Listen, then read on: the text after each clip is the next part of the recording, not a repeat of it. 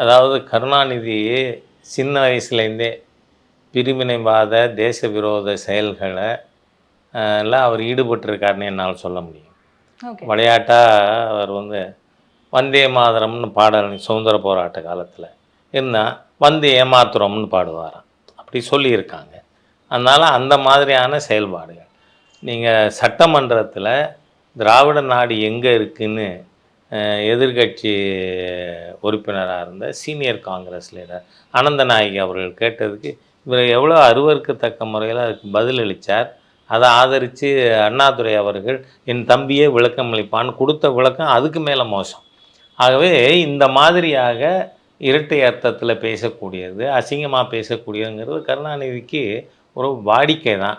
அதனால் அவரை பற்றி யார் என்ன வார்த்தை சொன்னாலும் அந்த தப்பை கருணாநிதி பண்ணியிருப்பான்னு நம்ம உறுதியாக சொல்ல முடியும். ஏனென்றால் முன்னாள் பிரதமர் திருமதி இந்திரா காந்தி அவர்கள் மதுரைக்கு வர்றாங்க. அப்போ திராவிட முன்னேற்ற கழக குண்டர்கள் இந்திரா காந்தி அம்மையாரை தாக்கி அவருக்கு தலையிலே ரத்தம் வருகிறது. அது கருணாநிதி என்ன பதில் சொன்னார்? மாதவிடாய் ரத்தம் மண்டையில் வருமானு கேட்டாரா, கேட்கலையா?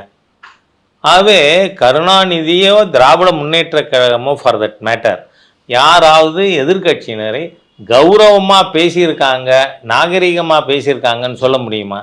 அப்படி இருக்கிறது உங்களுக்கு என்ன ரைட்டு இருக்குங்கிறேன்.